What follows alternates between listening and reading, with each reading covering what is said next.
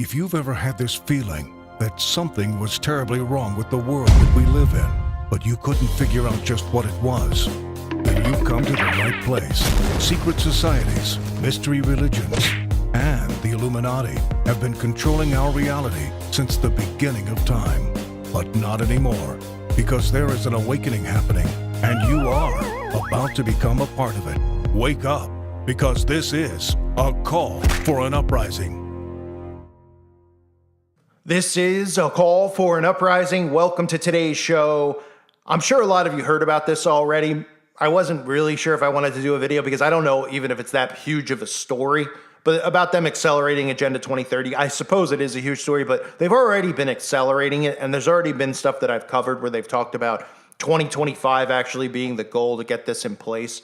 And for those who aren't familiar with Agenda 2030, I'll show you some of the stuff with Agenda 2030 and the UN and, of course, the World Economic Forum. They're all working together. They're going to bring about this digital age, this new industrial revolution that they're creating, as well as more control, right? Climate change isn't the only agenda tied into 2030. They love to put that ribbon around it so people just think it has something to do with science. It has to do with control. It has to do with control of speech, control of humanity, smart cities, and connecting you to technology. But let's start here. This is what was said in the last, I guess it was sometime last week, in regards to them expediting Agenda 2030. Secretary General and Klaus Schwab, the founder of the World Economic Forum, will witness the signing of a memorandum of understanding on a strategic partnership between the UN and the World Economic Forum, which outlines areas of cooperation to deepen engagement between the two institutions and to jointly accelerate the implementation of the 2030 agenda. So Agenda 2030 has been something long we've talked about. I believe it came on the table in 2013, 2015, around there. And it's something that they're trying to not hide anymore. They're not hiding it from the standpoint of, hey, we're actually doing it. What they're hiding is what it's really about. So they're going to tell you it's all sunshine and rainbows, because most of the stuff you'll find on Agenda 2030 is stuff I'm about to show you, where they're like, isn't it great? Isn't it wonderful? We're going to have equality. They use these trigger terms: love, no poverty. Meanwhile, they're creating poverty. They're creating food, starvation. And that's why you see everything going on the way it is right now. It's so that they can come in and take more control over the world, over the citizens of the world. And they're going to look like they're the big brother that's here to help and love and care for you and protect you. When in reality, poverty, food shortages, all the problems, all the inequality is all stuff that they pump through the media to make you think that it's a world of hate and inequality and all this stuff, when in reality, it is not that way. It is what they create and show. They create these events. The CIA creates them. They infiltrate events that naturally occur. They're constantly involved and up everybody's rear end and pushing this stuff onto everyone to ignite chaos, to ignite hatred, and to convince you that the world is a horrible place, but they're going to make it a better one, when in reality, that's just so that they can have control. So here's Agenda 2030, and I'm going to play a clip too from Billy talking about it in 2013, about what's really good about Agenda 20, what do we want to see in Agenda 2030? And I let him know in his comment section as well recently what I wanted to see. So take a look.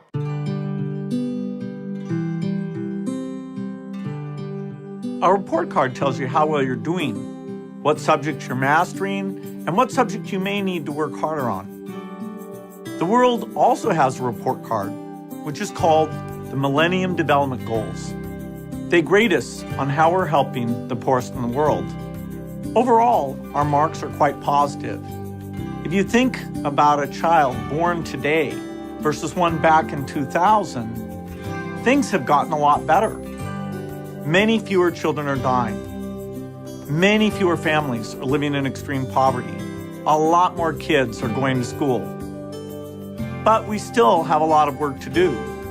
We need to pick a new set of goals to help us stay focused on improving the lives of children. Next year, the world will discuss what that next set of goals should be. It's a huge opportunity to pick the priorities for 2015 to 2030. I'm interested in what you think our priorities for the poor should be for this 15-year period. Send us your thoughts. I look forward to seeing them. In September 2015, all 193 UN member states adopted the 2030 Agenda for Sustainable Development. They recognize that ending poverty calls for transforming our world through strategies that build economic growth, address social needs, and ensure environmental protection.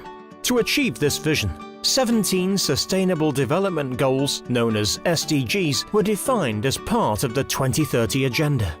The SDGs and their targets balance the three dimensions of sustainable development: economic, social, and environmental, working in partnerships and calling for action by all countries.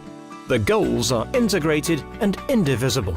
To capture the broad scope of the SDGs, 5 core principles have been included in the 2030 Agenda. The 5 Ps: people, planet, prosperity, peace, and partnership. They underline the importance of eradicating poverty and hunger in all its forms, offering prosperity for all, and ensuring the protection of the planet and its natural resources. They emphasize a world where peace and human rights are realized for everyone, and where all countries and stakeholders act in collaborative partnerships to achieve sustainable development. These core principles also define the political priorities of the Ministry for Economic Cooperation and Development, the BMZ, when collaborating with its partner countries. The Ministry calls for Germany to fulfill its global responsibility, advocates leaving no one behind, and promotes approaches balancing the 3 dimensions of sustainable development. An example of how this can be done is the successful Partnership for Sustainable Textiles, initiated by the BMZ in 2014. Entering the partnership, businesses, politics, and civil society commit to improving working and environmental conditions in countries where textiles and clothing are produced. That means that human rights and social and environmental standards must be met along the entire textile supply chain. Through its support, the BMZ ensures that our clothing is produced under conditions which are fair for people and nature. Today, the partnership already accounts for 50% of revenues achieved by the German textile industry, and the aim is to reach 75% by the end of 2018. Everyone can make a difference and contribute to transforming our world in line with the 2030 Agenda. For example, through conscious purchase decisions. We can choose organically grown and fairly traded products and should only buy the amount we actually need. In such an easy way, we can contribute to sustainable development every day. In many areas, our personal decisions have impacts on nature and people around the world. We therefore need to start taking our responsibilities seriously and adjusting our actions accordingly. So you can see what I told Bill. I mean, hopefully he checks it out. I don't know. I'm shocked that he actually has the comments open. Isn't that shocking? That Bill is the comment section open? I know. It's pretty shocking. Because most of these people, they disable comments because they don't, not because they care about what me and you say, because they don't want other people to be influenced by what me and you say.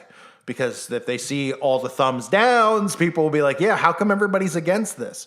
Boy, they seem really unpopular. They want you to think they're the cool kids, the smart kids. They're the dorks, the dweebs, the losers, the spazoids, the satanic filth. That's what they are. So they're trying to accelerate this. It's not a shock that they're admitting to trying to accelerate it, because we already saw this. We already see it in full effect right now. One of the things that you won't see them talking about, but you'll see other videos I can't play here, is them talking about Agenda 2030 and mass inox into people. Yeah. And this is pre the outbreak. And they want to talk about how everybody needs to have magic potions. I mean, it's pretty insane if people don't connect the dots of how they wanted everybody to have potions in them pre an outbreak. Then they have an outbreak, and now they've convinced all these people with this psychological operation about science versus non-science and misinformation. And then they roll out the stuff with Roe and Wade about my body, my choice. And of course, they know people are so stupid they won't correlate the two. They'll just go, well, it's different because, if I decide to have sex and, I want to kill the baby, that should be my choice. But when you shouldn't have sex, right? Or maybe you should have used contraceptive or something. Oh, okay. But then for us who don't want to put poison into our bodies, We don't have a choice because we're being selfish, and they're not. I mean, the insanity of how people think, ladies and gentlemen, is unbelievable. But anyway, you all know this. But Agenda 2030 being accelerated shouldn't shock anyone. Now, I know, and I've covered before, is that 2025 was part of their plan, getting this in place by 2025, they've recently talked about. And you can even see on the UN's website, new plan to accelerate clean energy access for millions globally. People hear this stuff and they don't understand what they're really talking about. They're really talking about is control, clean energy control, electric cars. They can control obviously how far you could go. They can control the grid. They have control pretty much over everything anyway. But I mean, this is total control. And this also has to do with transhumanism and technology. Why do you think you see President Biden, as if he is really a president or was elected. But anyway, you see him talking about internet and how they want internet access. Like, this is a main issue right now where people can't even get baby formula. They're talking about how they want everyone to have free internet all over the world and all over America at least. And that's one of the main agendas. They're like, the internet's so expensive. It's like $30. And they're like, everyone needs to have it. It needs to be free. Well, why do you think? If the government's coming out and wants to give you something for free, you should be skeptical. Well, they want to give you free internet. Oh, is AT&T to Verizon, do these companies have a problem with that? Because, they make a lot of money. Oh, no, they're in on it too. Everybody just wants to give you that for free, and they want to give you magic potions for free. And there's a real correlation between the two if you think about it, right? For those of us who get what's going on in those towers and the potion. Anyway, we have Biden talking about, getting the internet and all that stuff for free. So these are all things that tie into this. And then they tell you it's about climate change and global warming and, a clean energy. And these people don't even know what they're saying. And they just go, that sounds good because, our grandkids are going to be affected and our future, us youth, are going to be affected by it. You're affected by it already, and you're going to be affected by it because they're creating it. They're the ones who are creating the problems. They're the ones who are creating the chaos. And they're the ones who are making spazoids that call themselves liberals. So the UN Energy Plan of Action towards 2025 delivers on commitments made at high-level meetings in September and laid out a global roadmap for energy access and transition by the end of the decade, while also contributing to net zero emissions by 2050. If we're here in 2050, the UN Energy Partnership brings together some 30 organizations working on all aspects of energy and sustainable development. Now, the key thing with the UN and that thing I played earlier with them talking about accelerating this is the tie-in with the World Economic Forum. See, people don't care, and they're just like, I don't know. I don't even know what these things are. The fact that the UN, same thing anyway, but connected to the World Economic Forum and Klaus Schwab, pretty unbelievable that they're out in the open even talking about this. And they're meeting at the end of this month, which I'll obviously cover here on YouTube and on the website.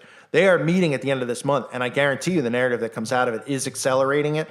They're going to push for more warn everyone of more food shortages and supply chain stuff, blame it on Russia. Their blame game doesn't seem to be working the way that they hoped. So they're just trying to blame everything possible. So Russia, the outbreak, they're obviously going to bring the outbreak back. We already know they're mentioning it because it's about time people get their next appointment set up so they can get their next dose. These are all things that are going to come out of Davos at the end of this month, which I'll cover, but they are accelerating the agenda. It isn't a surprise. I know people are like, can you believe they're well, no, because the end game is supposed to be 2030. So if they want the end game moved up to 2025, they're obviously going to have to try harder. But it's not like, well, it's happening at 2030. It's happening right now. It already has begun. They want it to be fully in place, the New World Order, by 2030. And maybe they will get it in there before that. Look how a lot of people are complying to it, but there's just as many people resisting it. So I wanted to cover that for you.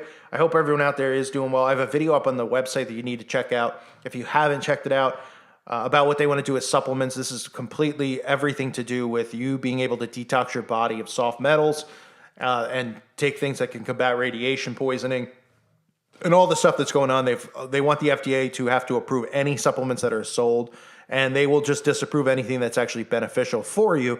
That's up on the website, so check it out if you haven't checked it out. I hope to see everybody over there. I want to thank you guys for your support. I hope you're doing well. God bless you and your families.